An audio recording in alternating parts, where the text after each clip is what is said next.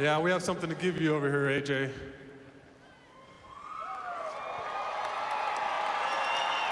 I think you can find someplace to put that in your big old house in Dallas.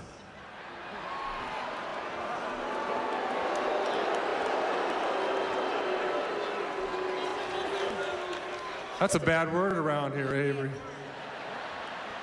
You notice we just let you in the door. I don't think Mark Cuban would have made it in here tonight.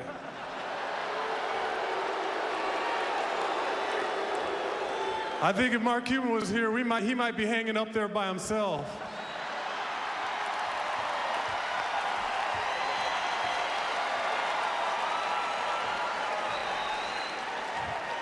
Please. You don't care. You know I'm right, too. Look at you smiling.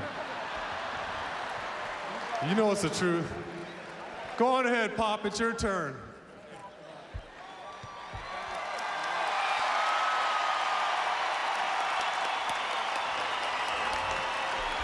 Jeez.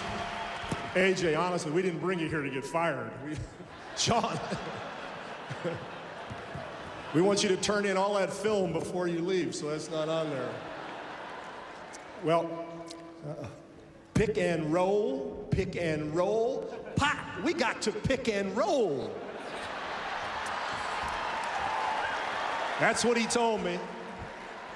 That's what he told me in 1999 when he and David came over to my house. Sean, were you over there on that one? No, I wasn't invited. Yeah, you were invited. They sat on my couch, and we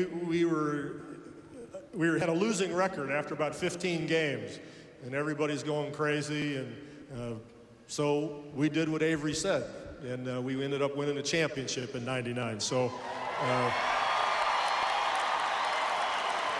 Avery was right. He was absolutely right. And I have to tell one true story that makes this such a special night for me to be part of Avery's evening. When Mr. McCombs talked during the film up there about Avery getting cut, was it Christmas Eve? Yeah, it was, yeah. And I was a young assistant back then, and I was dispatched to go do this. So that's Avery and my beginning. And I sat at their kitchen table with Cassandra and Avery. And Avery, he handled it pretty well, like Red said. Cassandra wanted to throw something at me. But that's how our relationship started. And that's why it was so special for me when I came back in the 90s to bring Avery back on his first multi-year contract. And then to be here,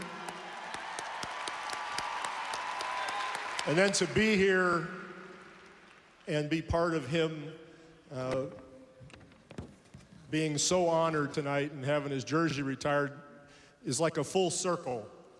And I can't imagine anything sweeter, and I can't imagine it happening to anybody that has given more to our organization, the city, and to me personally.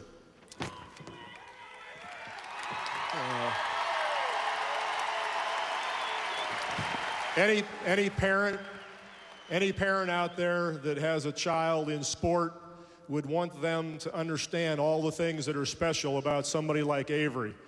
And as we all know, Avery wasn't that talented.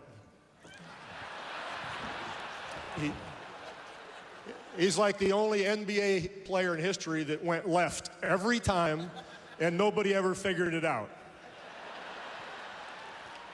And that's what makes him special. At the end of quarters, he never passed to anyone. He always shot it. It never went in, but that was Avery, and we live with that because he was being competitive.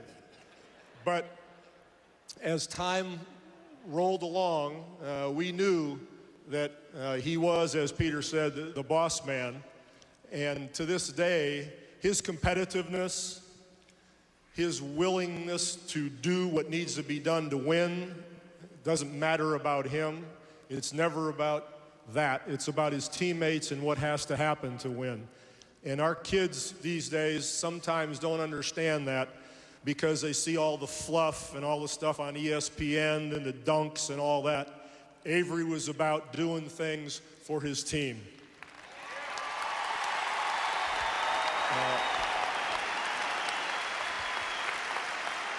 Avery's a wonderful father, a wonderful husband. He was a heck of a player. He's now a heck of a coach. But more than anything, no matter what happens in his future, no matter where he is, he's a San Antonio Spur.